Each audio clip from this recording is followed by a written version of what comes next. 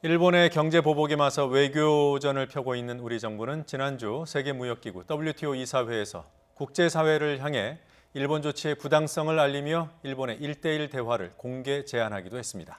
지금은 앞서 보신 대로 한일 두 나라가 아세안 지역 안보 포럼 ARF 무대에서 맞닥뜨렸습니다. WTO 이사회와 달리 일본이 한일 회담에 응해 외교 장관들이 만났지만 만났다는 사실 그게 전부였습니다. 그리고 도쿄에서는 아베 내각이 한국을 결국 화이트리스트에서 제외했습니다.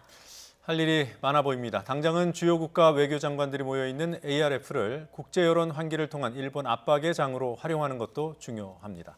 알수록 볼수록 더 넓은 세계, 오늘은 아세안 지역 안보 포럼 ARF에 대해 알아보겠습니다. 박원곤 한동대 국제지역학 교수 자리하셨습니다. 어서 오십시오. 안녕하세요. 안녕하세요. 이 ARF가 언제 생겼죠? 1994년에 출범을 했습니다. 네. 물론 그 모태가 되는 것은 아세안 확대 외무장관 회의가 이제 기반이 돼서 시작을 한 것이고요. 네.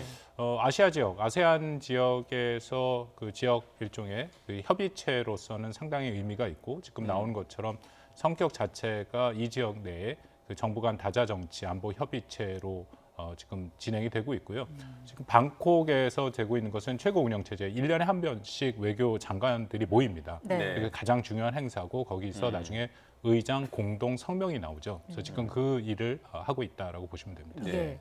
참여하고 있는 국가들을 보면 한미일 3국에 북한, 러시아, 중국까지 다 있습니다. 이게 우리 입장에서는 안보상 좀 중요한 국가들이 아니겠습니까? 그렇죠. 아세안 10개국이 지금 포함이 돼 있고 그 외에도 이제 대화 상대 국가 지금 화면에 나옵니다만 거기에 말씀하신 한국, 미국, 일본, 중국, 뭐 러시아를 비롯해서 주요 국가들이 다 있고 특히 이제 주목할 만한 것이 기타 국가에 북한이 있습니다. 네. 그러니까 북한이 유일하게 이런 국제 다자 협의 체제에 참여하고 있는 것이 바로 이 ARF거든요. 2000년부터 계속 참여를 하고 있죠. 네. 여러모로 우리로서는 굉장히 중요한 또 그런 협의체다라고 보시면 됩니다. 네, 이런 이제 안보 다자간 안보 협의체라면 이 영내의 어떤 현안들을 각 국가들이 조율하고 또는 뭐 어떤 입장을 만들어서 압박을 가하고 이런 일을 하는 거 아니겠습니까? 네, 그렇습니다. 어떤 사례들이 있었습니까? 이제 가장 핵심은 의장 성명이고요. 네. 이 협의체긴 한데 이게 우리가 흔히 생각하는 유엔이랑은 좀 다릅니다. 유엔 같은 경우에는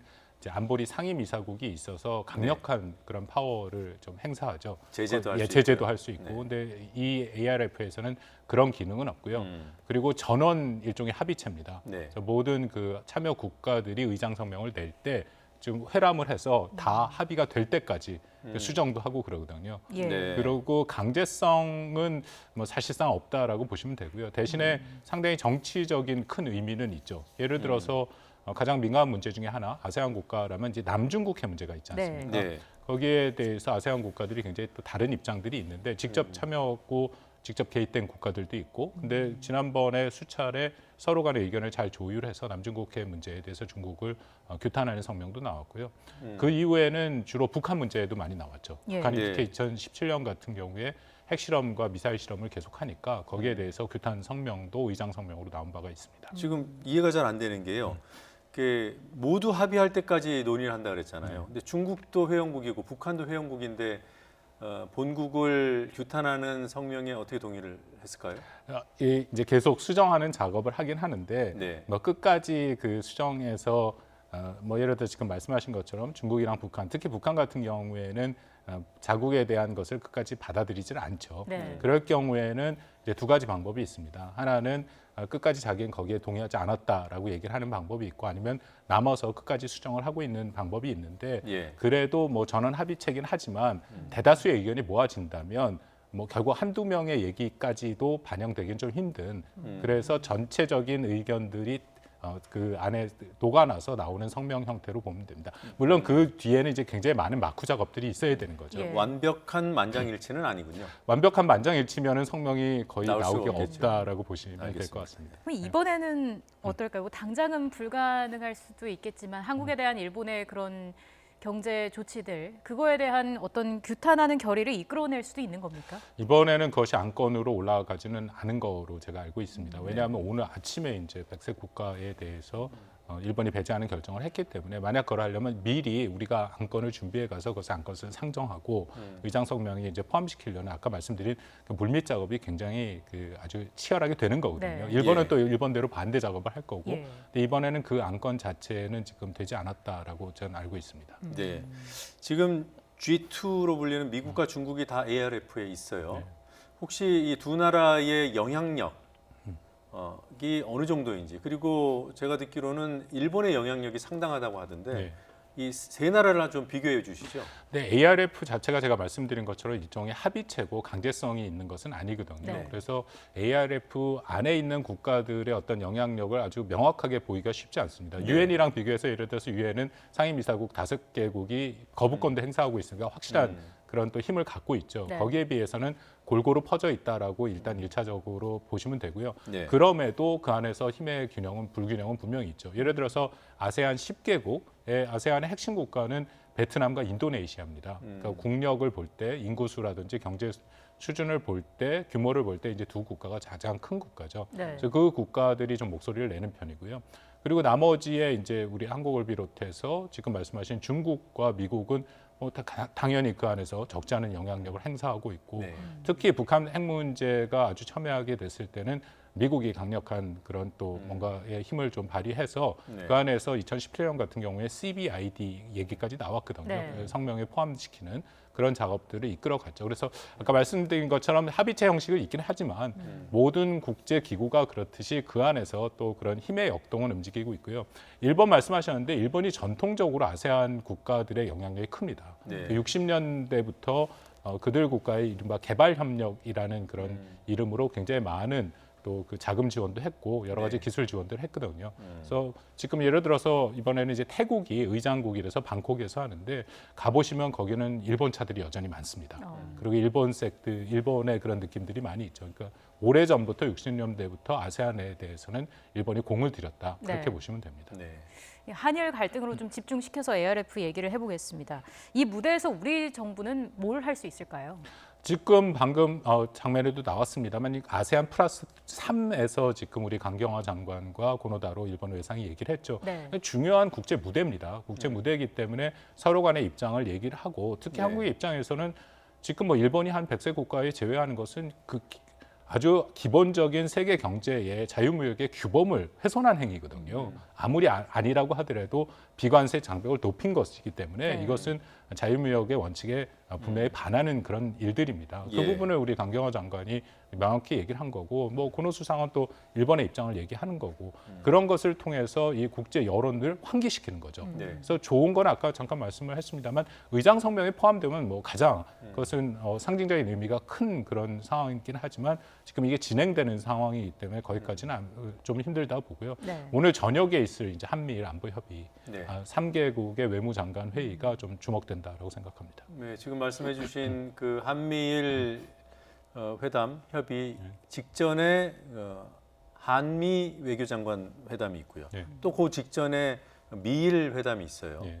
이게 이제 연쇄적으로 이렇게 이루어지는 게 통상 그렇게 하는 겁니까? 뭐 그거는 양자 간, 삼자 간의 합의에 따라서 다르죠. 근데 이런 국제 이 다자 협의체를 가면 그 안에서도 양자 간의 회담, 또 삼자 간의 회담, 특히 한미일 회담을 많이 했었습니다. 네. 근데 이번 경우는 뭐 보통 그런 식으로 하는 경우도 전에 좀 있었는데 아주 또 좀 특별한 의미가 있죠. 왜냐하면 폼페이오 장관이 ARF에 오면서 한 얘기가 자기가 이번에 어쨌든 한일 간의 그런 나름대로의 그 갈등을 좀 풀어봤으면 좋겠다라는 의지를 좀 소극적이지만 좀 밝히긴 했거든요. 그러면서 한미일이 3국이 만나겠다라는 얘기를 분명히 했었고 네. 만나서 핵심 주제는 결국 한일 간의 갈등 문제가 될 것이다라고까지 밝힌 상황이기 때문에 그 전에 이런 한미가 만나고 미일이 만나서 뭐 미국의 입장에서는 한국의 입장도 들은 거고 일본의 입장도 들을 거고 만약 예. 중재의 역할을 한다면 지금 그 순서대로 가는 것이 적절하죠. 예, 우리 시간으로 5시 30분에 미일 회담 그리고 6시에 한미 회담, 그 다음에 6시 30분에 한미일 회담이 있는데 여기서 뭐 이미 가기에서 화이트리스트 배제 결정을 해버렸어요. 미국이 중재할 여지가 남아 있을까요? 뭐 저는 여전히 여지가 좀 있다라고 봐지고요. 왜냐하면 지금 그 화이트리스트에서 배제를 하긴 했지만 그 다음 지금 과정들이 남아 있습니다. 네. 일단 4일 안에 선포를 하게 돼 있죠. 공포를 하게 돼 공포, 있죠. 네. 근데 그것을 주말 빼면은 7일 정도를 우리가 예상을 하고 있고 그 다음에 21일 후에 시행이 되지 않습니까? 네.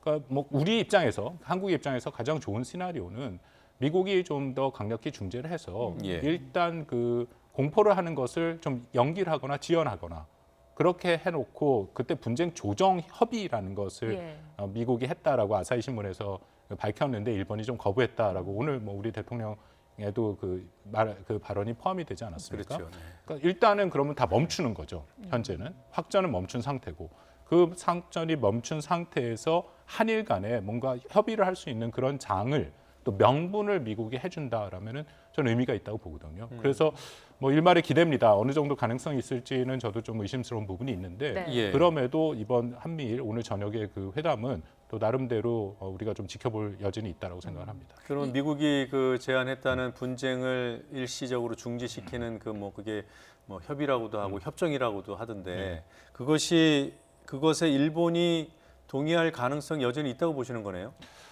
외부적으로는 지금 동의를 안 한 셈이 됐죠. 네. 원래 그 원한 대로 하면은 백색 국가에서 배제하지 말라라고 네. 미국이 요구를 한 건데 일단 일본이 거부를 한 거니까요. 근데 여전히 분쟁 조정 협의가 지금 상태에서 그러니까 백색 국가에서 배제한 상태에서 이뤄질 수 있다.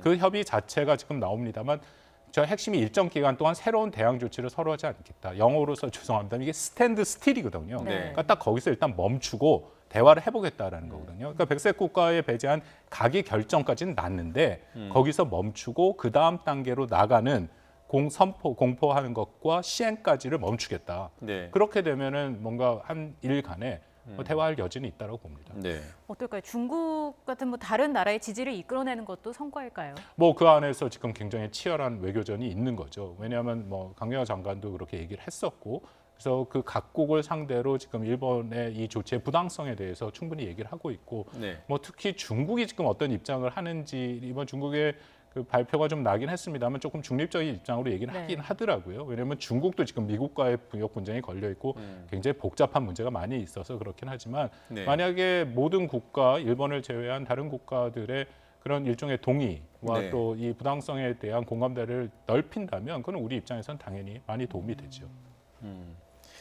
자, 뭐 ARF 얘기를 조금만 더 해보면요. 북한이 참여하는 유일한 그 다자 협의체라고 했잖아요.